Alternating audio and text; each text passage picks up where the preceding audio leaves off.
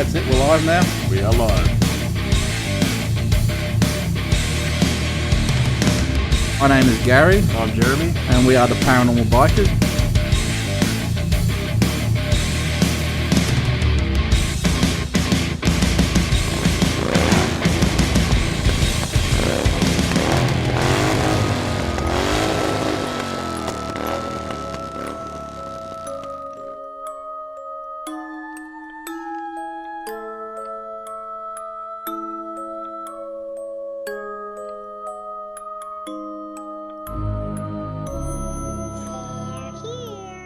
Hi guys, and welcome to another episode of the Paranormal Bikers. You've got Jeremy and myself here for another hour of paranormal fun. How are things with you, mate? Not bad. Been a bit busy with work, but slowly getting there. Yeah. Well, we're doing something a little bit different tonight. We're not in the same room like we usually are when we record. We're actually probably an hour's Social drive apart. distancing. Yeah, social distancing. Yes, significant social distancing, I might add. So tonight is all about our recent Albany trip that we did. We may have discussed it previously, and if you're a follower on our WAPR page, you will certainly know all about it. A little while ago, we went to Albany. It's not the first time we've been there. We've been there on several different occasions. It's about a 5-hour drive south of here? From your place? Yes. Yeah. Probably another half an hour, 40 minutes from mine. Yeah. So where we went to a place called the Albany Quarantine Station, which is right down on the southwest tip of Western Australia. And years ago, when the last plague hit, it's ironic the timing, I'd have to admit. Wow. But what do you say? You know, the ships would come in if they had any flagged passengers with symptoms. They would unload everybody off the ship. Those with the symptoms were sent to the isolation hospital, and those without symptoms were sent into the main quarantine station, where they would spend a couple of weeks before being released into the general public. That is, of course, unless they started having symptoms, and then they were sent to the isolation hospital with everybody else. So the epicenter of our investigation was obviously the isolation hospital and the morgue, which are separated by about 300 or 400 meters from the main camp. And then to give you an idea of how isolated this place, it's about another maybe 6 or 7 kilometers to the nearest building. Apart from that, you're just driving down this little peninsula where there's nothing around at all. So we didn't have anybody to worry about in relation to human contamination of our evidence. So that's always a good thing. But I think, Jeremy, you'll admit this was a very ominous and interesting trip. It was interesting. Like you do go in there you have to be skeptical of some things. But, I went in there with a fresh head, and it exceeded what I thought was going to happen. And there's a lot of things that did happen, and we could rule out a lot of other things because, like you said, there was no human contamination apart from ourselves. Exactly. So for the size of the place, it's away, like 4 k's away from the closest thing. But I would have thought that the distance between the hostels and the quarantine camp itself would have had a bit more distance between them, considering what they were going through and what they were bringing there. Yeah, but if you break it down into the old 1.5 meter social distancing rule, 300 meters should be enough to stop it. But, what do you say? Well, Gladys could have used one of those, couldn't she? Yes. So it was a whole team thing, and we do have a few snippets that will be playing throughout this show anyway, so you can get a feel for what the place is like. But did you get much footage on the drive down? No, a little bit, not a lot. It's a very boring drive, actually. If you want to do a video about stuff, there's not a lot to look at. So I suppose that's why you sit a couple cars back, and you can, appreciate it for what it is in a group. You get that group sense of feeling. Yes, exactly. So we went down mainly as a convoy. We had a few people that popped in later on, and I suppose that's where a lot of the drama actually started, wasn't it, with the whole weekend? So we, It was interesting. yeah, right from day dot. I mean, to pick a weekend to investigate a haunted location, everybody's dream is to have that nice stormy kind of weekend, and I think that Well, yeah, pretty much sums it up, doesn't it?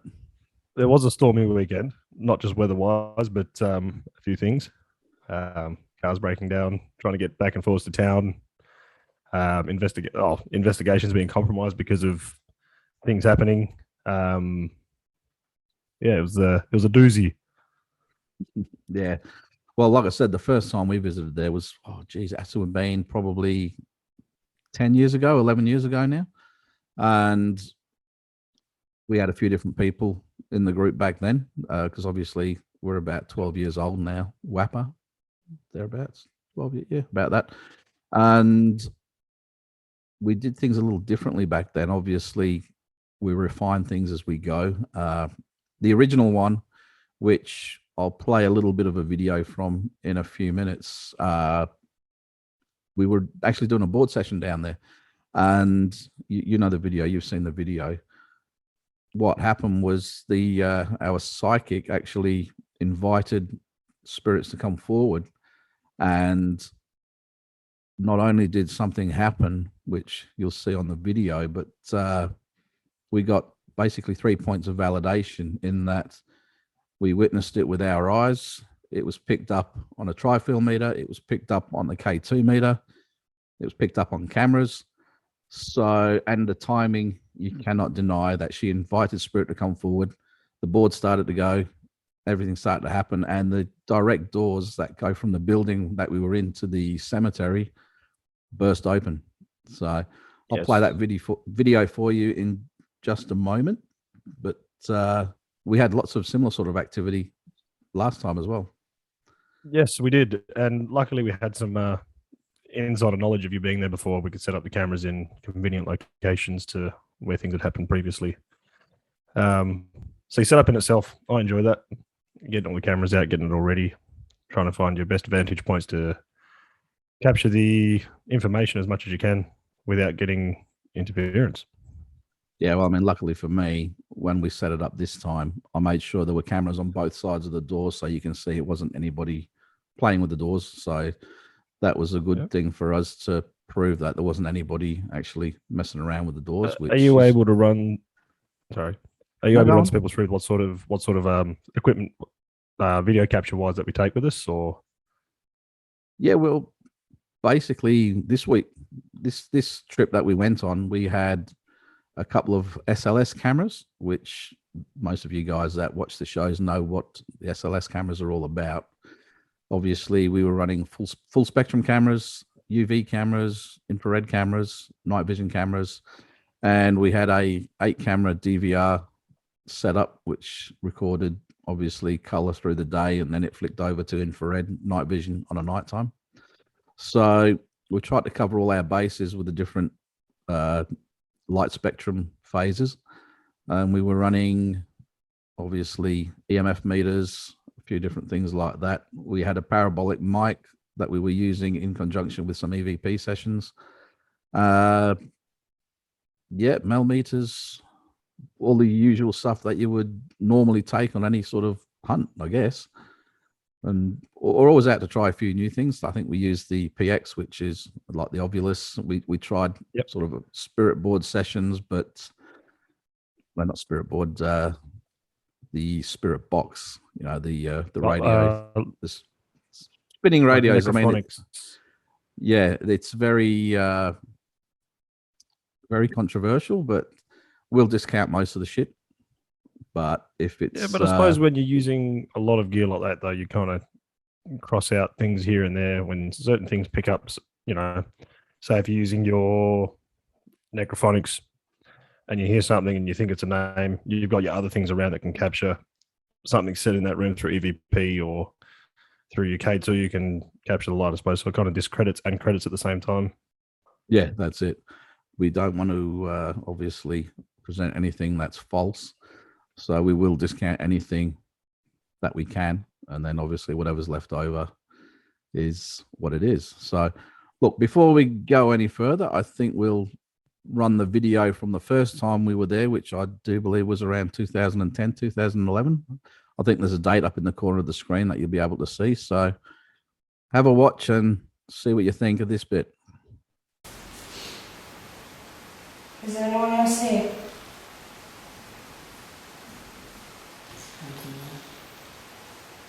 Do you think that's if you're told it off, it went from that back to that?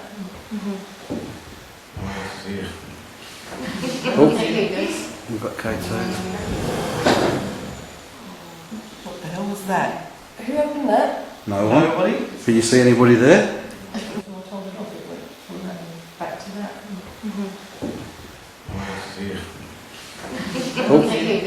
We've got K2.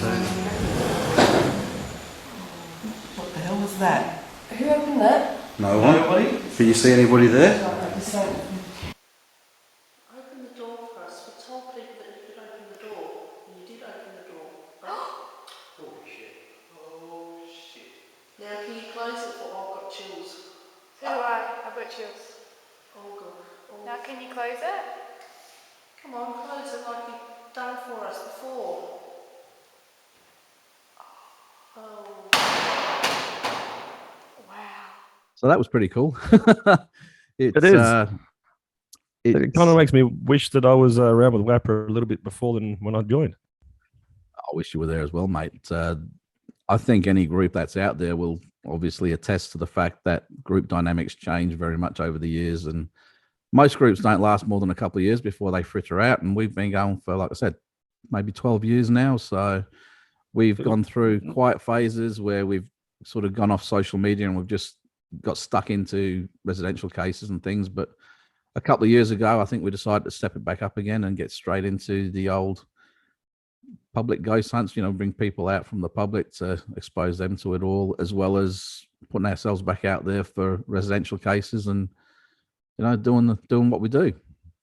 So even speaking with the dynamics within the team, like even in the last, 12 months I've been with you guys, not for worse, but you see that group dynamic change just by adding or removing one person for the positive. And it's absolutely phenomenal the way that you guys run things. For me, myself, coming in with you guys, I was a skeptic with the first time that I met up with you guys. I sort of had a belief that there was something there. I wasn't sure.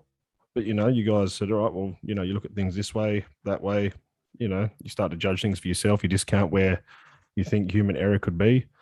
And, just after talking to you guys for so long, you kind of figure out that, there is a bit more than what I thought. And it's just great to be through a group where you can just talk to people and get the help.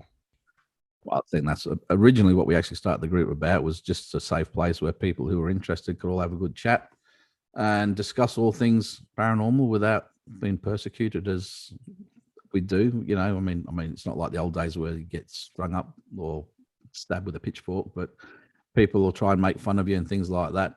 So our Facebook page is a nice, safe place where people can talk all things paranormal, not just ghosts, UFOs, cryptozoology, anything you want. So there's people in there that are interested in all different aspects of it.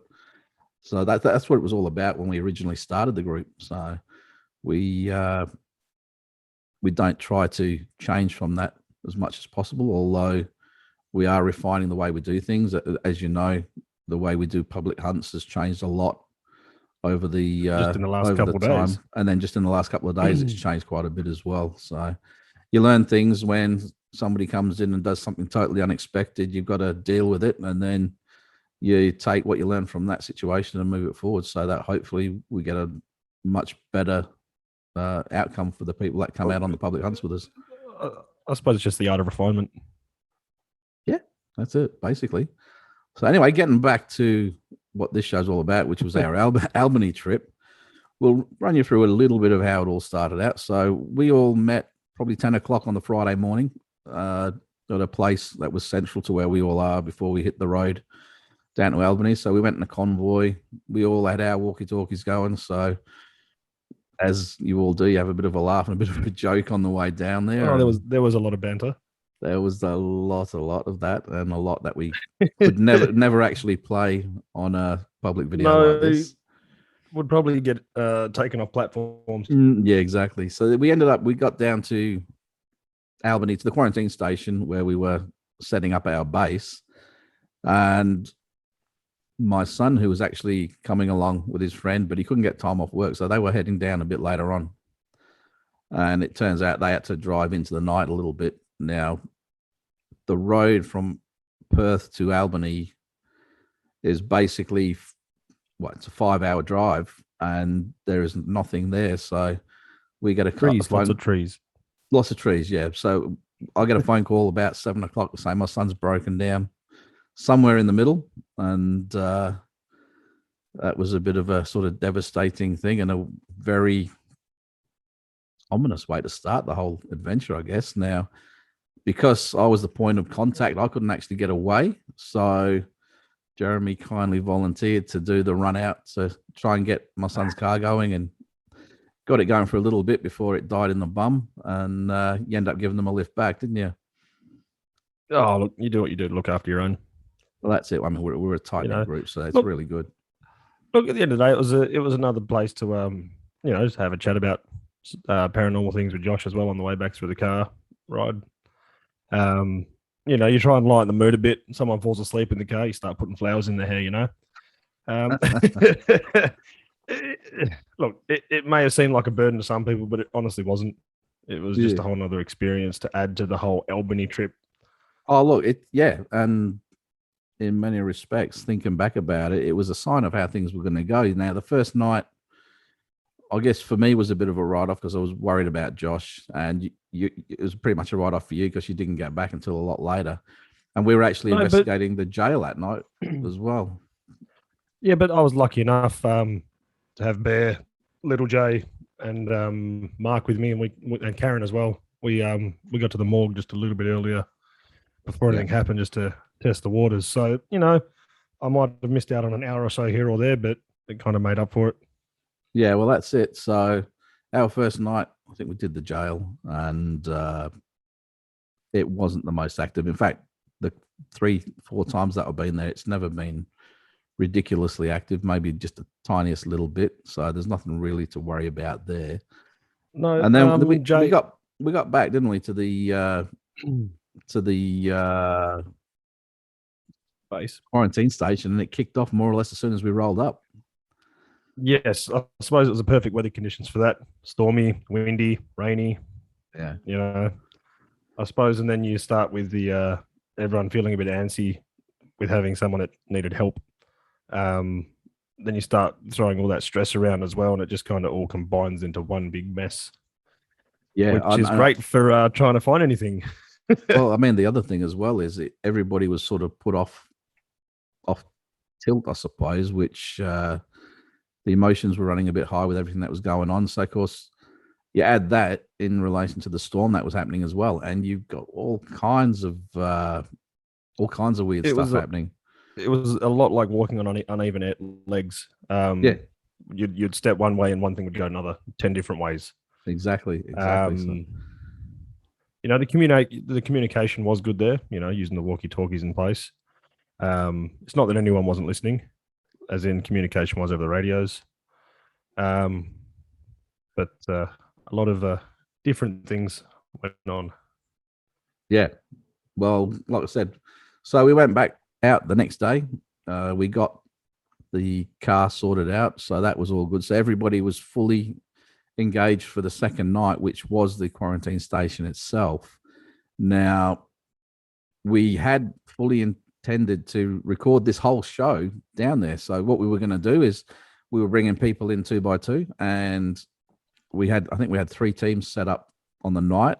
So as they rotated around, one team would come in for the investigation, for the interview on the radio, and then the other teams would be doing different locations, because this whole complex was spread out over about 3 or 4 kilometers, which it worked well. So there was nobody interfering with everybody else's investigation. Now, where it all seemed to go wrong was we were just literally winding up the first interview of the night, which was with the 2 J's, when it fired up big time, didn't it? Yeah, we kind of had a few hiccups in between there. But yes, it went to a whole new level of what the hell is going on here. Yeah. So there was definitely something there that was playing havoc with us all, and it's funny to see, actually, it's funny to see that. I don't want to really name names as such, but one of the ladies that was there, she has a lot of problems with her knee, and the morgue seemed to be the epicenter of everything going on, and trying to It get did her to the out. point. We couldn't move her. You know what I mean? She No, was well, glued not just solid. that. She did not want to leave. No, and when She we was did, just that captivated and fascinated no, by it that wasn't morgue and the slab. It wasn't that. It was No? something else. When we got her out, finally, she came walking down, almost running down that hill back to the isolation hospital, as if she was a bit of an athlete. And this is a lady that needs an operation on her knee. So I don't know how that works, but that was not Humanly possible. no. And that seemed to repeat itself actually a couple of times throughout the night. Yes. So what I'll do now, I think we'll play the interview, which was supposed to be the first part of our Albany special. The whole thing was supposed to happen down there, but obviously we're having to sort of sum it all up here and now. But this is the first part of the interview with Big J and Little J, and we'll be back right after this. Yes. Hi guys, and welcome to the show. We've got a special one for you tonight. We're actually recording this one live on location down in Albany, Western Australia, which we're at the isolation hospital of the old quarantine station. So the audio tonight might not be as good as it would normally be. I have Jeremy here, so you want to say hello? How you going, guys? And we have a couple of our roving investigators. We have Big J and Little J. So if you'd like to say hello. How you going? Hey, how are you? That was Big J first and Little J second. We've had one night down here so far, and that went off pretty well. And we're into the second night of investigation, so we could possibly have some interruptions throughout the show, so I apologise for that. I'll start off with Big J. He's just been in the morgue for a session, so how did you find that, mate? It was pretty intense, laying up on the slab. Yeah, had a few things happen in there. Things like feeling like I was being cut open. That's never a good thing. No, not really. No. A bit of a chemical taste in my mouth and a bit of pain across my forehead. So yeah, it was pretty wild. It's what you would expect for something like that from a morgue, isn't it? Yeah. Was there any like heavy feelings around you, touching of hands or anything like that? Across my throat was pretty hard to swallow. There was something pushing my head down a bit into the table. That's not good either. I've been here a few times now, and I said to the guys right from the start that when you lay down on the slab, it's almost like something or somebody's holding you down and doesn't want to get you back up. And I guess you guys are all starting to feel something along those lines tonight. Hell yeah. It doesn't help that we've got a massive storm on the way, so we're hoping to get this recording done before the thunder and lightning strikes, because once the static hits the atmosphere, I'm pretty sure the activity is going to lift. And we have people walking past right now. Interesting. I'm pretty sure I saw some people. I don't think it was shadows. No, not with that colourful jacket, that's for sure. So we'll talk to Little J for a little bit. Jay, how are you? Yeah, I'm alright. I'm good. Yep. It's first time in Albany. It's been an experience. Coming down with everybody and doing the long drive, the longest drive I've done since being in Australia. Yeah, it's been incredible. I've caught some evidence last night that we downloaded this morning, and excuse me, and yeah, it's going to be interesting once I send that across to you. What got you interested in the paranormal in the first place? It was a hobby I had since I was a child. My dad and me used to watch shows on TV, and it used to be quite a thing every Saturday and Friday night. We'd sit and watch a few ghost shows together. And then as time went on, I got more and more interested in it and decided that I wanted to pursue investigating. I didn't know how to. And then obviously through WAPR, I was able to come on a public investigation and then went from there. And since then, I'm more interested in the tech side of investigating, hence all the gear I own. and trying to get some evidence that makes what we do more credible in outer society, I guess. So can I ask you, what sort of equipment do you actually use, and what do you use it for? So I've got an SLS camera, which obviously for anybody that doesn't know what they are, it's got a Xbox Kinect mounted to the top, with just a normal 10-inch tablet with the Kinect software uploaded into the tablet, and that will generally give us any figures that appear. Sometimes when we're dealing with the figures and stuff, you can get a manipulation of something that the device will then automatically think, oh, that's an individual or that's a human being, when that's obviously not the case. And it's a matter of debunking that and trying to make that something else, you know. So yeah.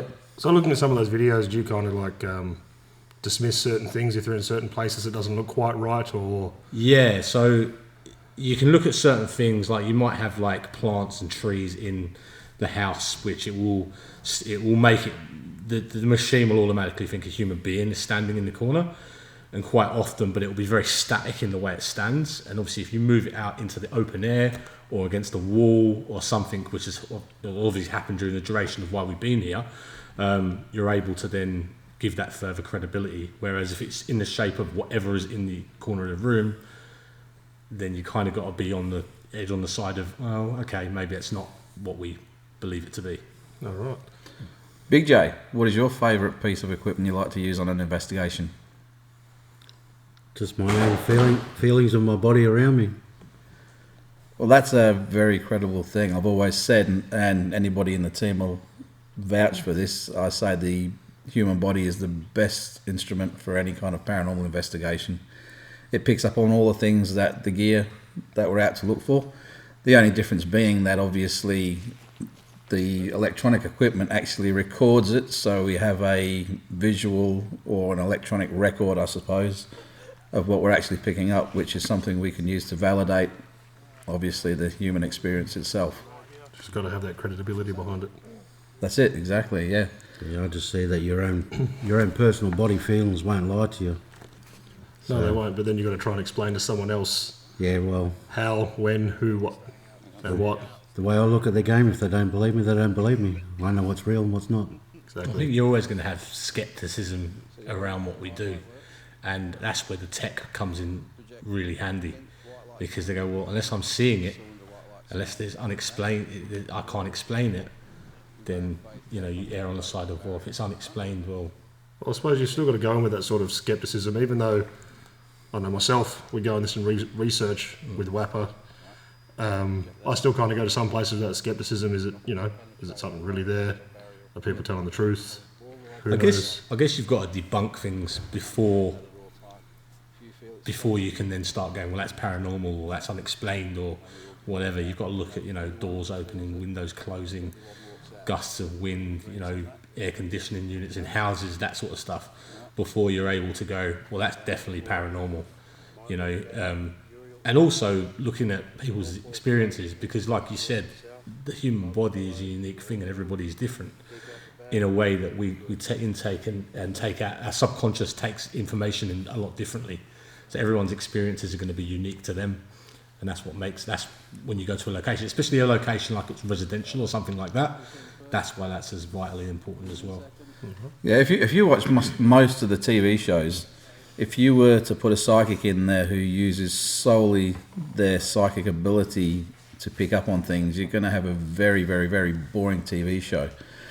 Now, you can go the opposite way. If it's fully high-tech, it's just a whole load of techno mumbo-jumbo. If you've got a psychic and you have the tech gear to validate, it gives you a lot more appealing results. And that's the way we set up WAPR, is we've got a psychic and we use a lot of the tech gear. So hopefully, you know, it's like two sides of the same coin. If you can't not have one without having the other. I think a lot of teams that don't go down the route of having a psychic on board are cutting themselves short, to tell you the truth, because quite often, if you do have a psychic on board, they can actually heighten the activity, because if a spirit knows somebody can make direct contact, they're going to target those people to get that message out that they want to get out. and that only helps the people that are trying to measure the activity on the devices. Well, So that's I think it's great. That's something I just had in my mind. A question for Big J: do you find that having a group of say 3, 4 people coming into you in one spot, does that heighten your senses and what you can see, touch, or feel? Not really. Generally, I try and close my eyes and shut myself off to everybody around me, and just go on what I'm hearing and feeling. But I came into this game years ago as a skeptic. I was just curious, and then I met Gary, and I haven't left.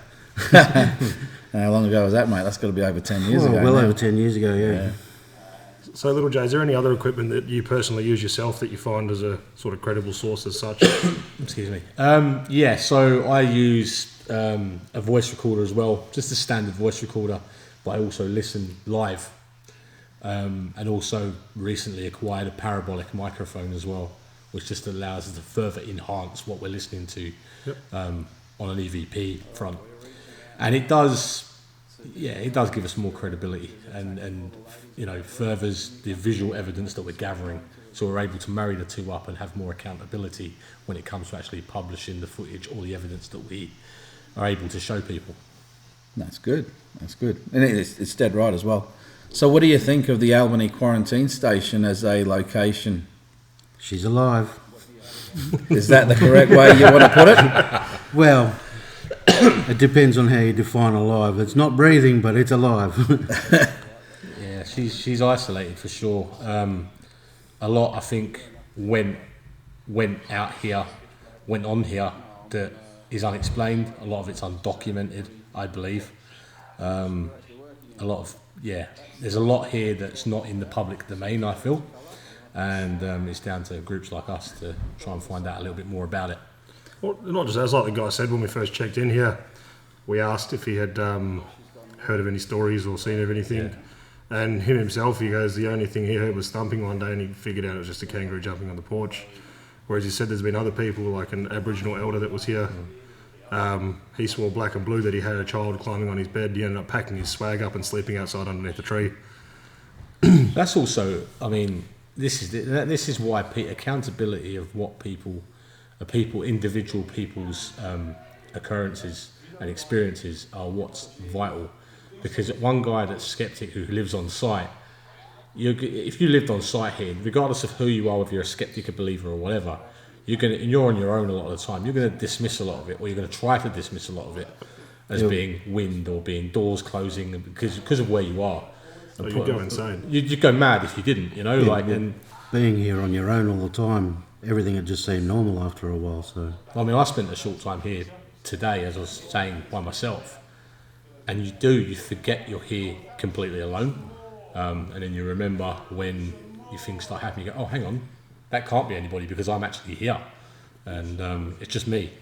But you know what? You open yourself up to it, go for a little bit of a walk, just recharge the batteries, keep your head clear, come back, treat it with an open mind, and that's it. The key is to be open-minded all the time. Yes, you don't want to be a true believer because that will skew any evidence. The same as being a total skeptic will discount anything you pick up. You need to be somewhere in the middle where you need to be skeptical, but you need to also be open to the possibility that something that you may pick up is actually the real deal. And that's what we're all out to get. Well, I suppose that's why it's called a happy medium. Oh, good. So, sorry, you better talk for a second. I'm losing my voice. Okay. Sorry about that. When we were walking around earlier, when we first got to site, we went through, had a look at the grave sites where the mass grave was. Did you guys feel anything out there at all? I know it was the middle of the day. I think for me in particular, I don't know about you, but I went there and I felt something when I was next to the serviceman's grave. Not so much the mass grave, Yep. the serviceman's grave. I don't know whether that's working in a frontline service myself. You sort of feel Compassion. you can feel compassion towards someone that's gone through a similar thing. I don't know, but other than that, no. I generally felt like a nice place to be laid to rest. Yeah, I was the same. Like being an ex-soldier myself, I was drawn straight to the young private's grave that's out there, and yeah, it was just a peaceful place to stand. It was really nice there. That's good. That's good. I think we're about to switch locations with the different teams because we have 3 teams at different areas around the quarantine station at the moment. So you guys will be switching in with somebody else, and you'll be getting back out and into it in the near future. So, well, in the next few minutes, to tell you the truth. Unleash the bear. Let me go. So we'll let you guys go for now, and then we'll pick it up with a couple of other team members Get some new fresh blood in. a second. That's right. So thanks, Big J, Little J. It sounds like a 1970s TV show. Well, that's what I was going to say. We should just say Bear and Pokey, but hey, have got fun out, guys. Keep safe. No worries. Peace out. Thanks, guys. Take it easy.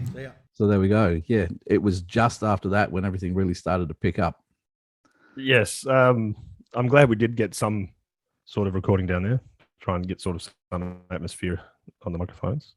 Well, yeah, I mean, the funny thing was, whatever it was that was going off in the up in the morgue was definitely affecting things down when we were trying to record and everything. But we sort of thought it was attacking all the girls. It was, you know, we thought, oh, here we go. It's something that's going to ladies. But that sort of screwed us up a bit later on in the night because it wasn't just the girls it went after. No, but it was the whole people running down and screaming our names or your name to come and check something out. And that just kind of put the whole stop to the podcast completely. That was in the back of our head, you know, trying to make sure our team members are physically and mentally okay. Yeah, was a priority for us. But yeah, we thought maybe once that one bit was over that it might have started to die down, and well, as we know, it didn't. No, it didn't. It's a very, yeah, it was a very different activity to the last time we were there. The last time we were there was probably 10 years ago, like I said, and a couple of things significantly, well, very significant, let's just say, that happened.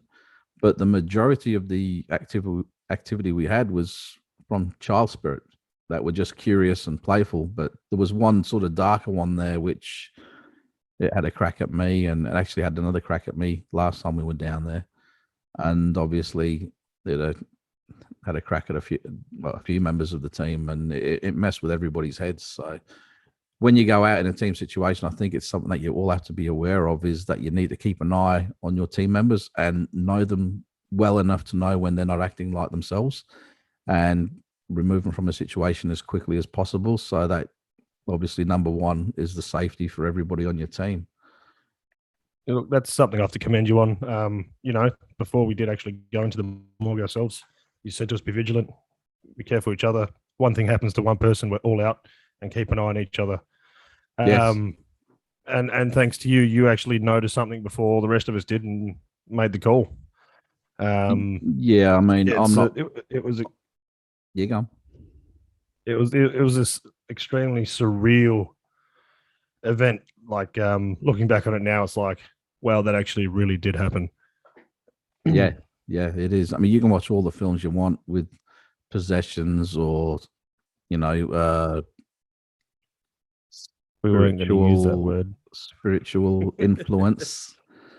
No, we weren't going to use that word, and I'm not using it in relation to what happened. I'm just saying in relation to the movies that you see. It was a horrible presence. Yes, there was something fairly sinister going on there, and ominous. He was having a crack at everybody, not just the women. He was actually going to some of the guys as well. No, yeah. It's interesting because each of these groups that went in there had the same things happen to them, but none of them talked to each other between going in themselves. Like the group that was down the other side didn't have any anything to do with the group that went in there next. So there was no communication. So it's not like they could, you know, all get their story straight and things like that. Yeah. So that adds a definite air of credibility to what was going on, because it was very, very, very similar to a lot of them. And then later on, us guys thought we'd go in and do the masculine thing, and that sort of came back and bit in the bum, didn't it? Yeah. Look, I'll have to say a big thanks to our medium as well that was there with us. She does an amazing job. Oh, yeah. This is one of the things I'm going to say is that a lot of people, a lot of teams, especially in America, from what I've heard, don't go down the psychic kind of thing or the medium kind of thing, and they just purely base everything on the evidence they pick up on the instrumentation and stuff. Now, to me, they're two sides of the same coin, because we're out there looking for things that most people can't explain. So why not use somebody who's more highly tuned to pick up things like that? I mean, I would never ever present something that a psychic says as actual evidence to say a place is haunted or who's haunting or whatever it is, but you use a psychic just like another tool, like an EVP recorder, like a K2 or something like that. It's like I remember you saying to me, your body is the most useful tool that you can use while It is hunting for information. And basically, a psychic is a more highly tuned version of a normal person. So you use that. You know what I mean? You don't see race car drivers driving around in a bloody little Holden Astra. They use a fully highly tuned V8 or something like that, you know. And it's the same with psychics. You need somebody who's tuned in on what we're out to get, so we can get the best results we can.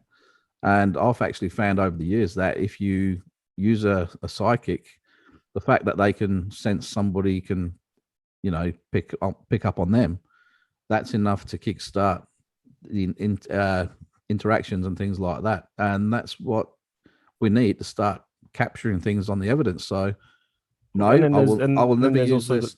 Yeah, I'll never use their stuff as an actual. Yeah, I'll never present it to a client and say the psychic says this, so this is what it is. But in conjunction with what we pick up.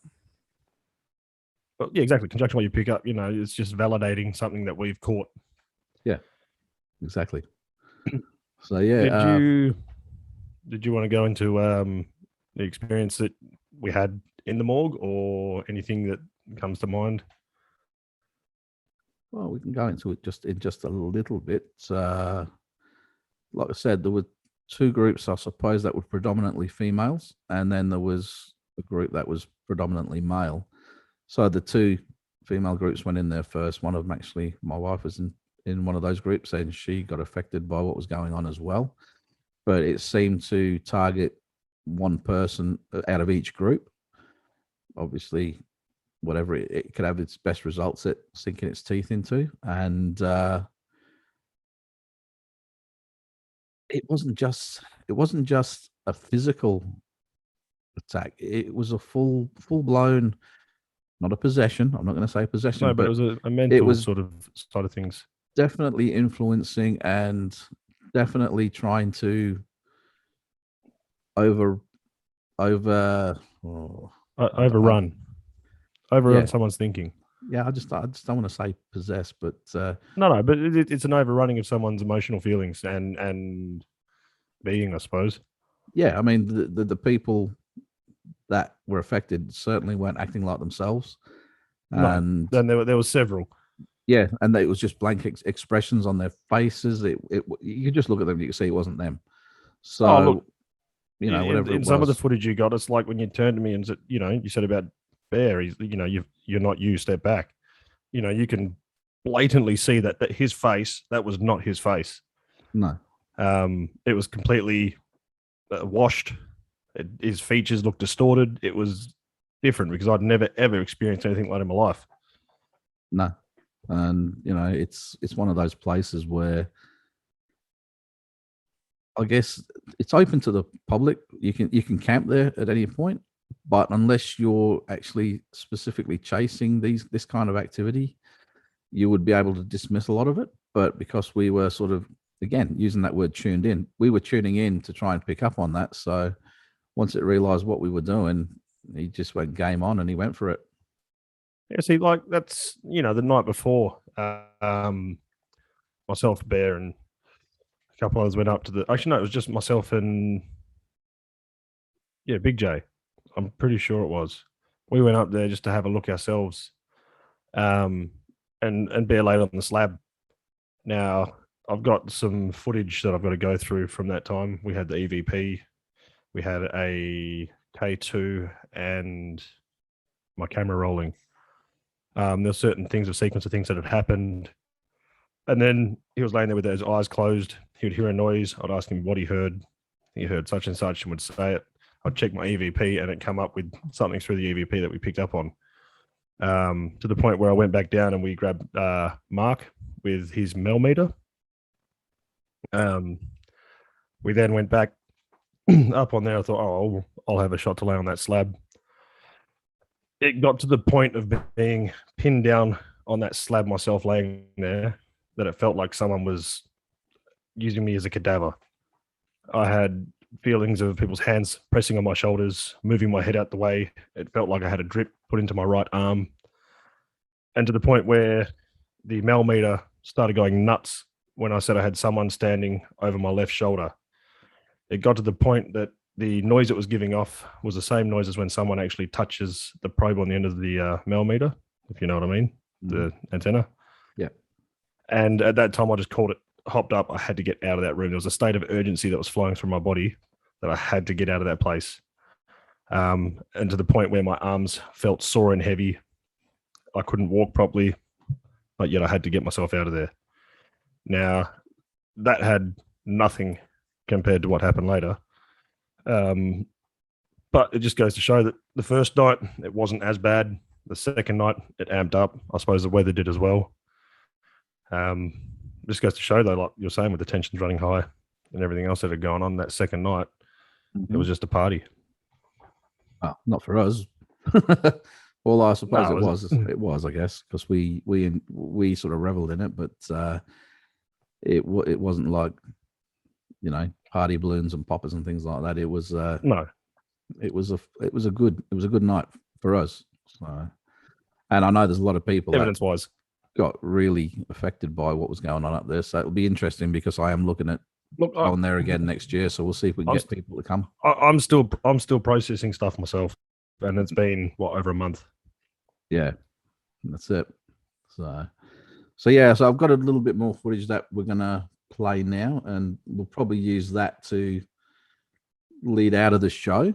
So it's a different sort of one tonight. We haven't recorded anything for a little bit because I'm in the process of moving house, so most of my studio stuff is already packed away, ready for the move, which once we move house, we'll have a super Fandangle studio all set up and it'll be all great guns after that. But I'm not sure how this is going to come out quality-wise. I'm pretty sure we can make it sound presentable. Look, considering that the microphone that you used recorded our first show, it's not that bad. No, this is the microphone we recorded episode 1 on, and that was the experience of a life. I might share some footage of that one day. No, so anyway, I reckon we should lead out, and we'll play, rather than play our usual exit music, we'll play this little video, which is a little bit of a sum up of the Albany trip, and you get to see a little bit of footage of that. So I'll catch up with you guys next time. No worries. Roll the clip.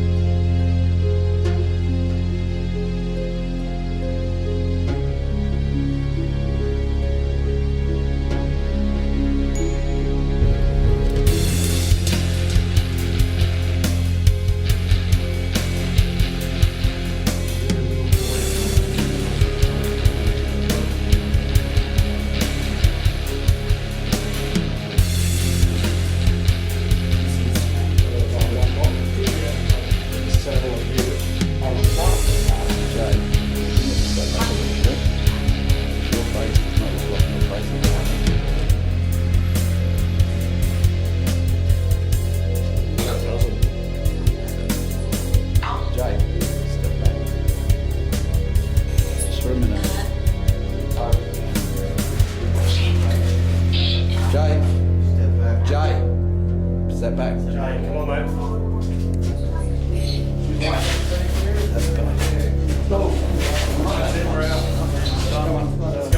You right? Come on. Come on. Guys.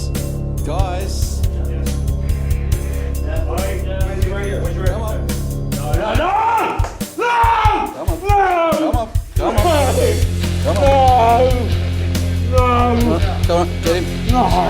Get hold of him. I got him. Get back.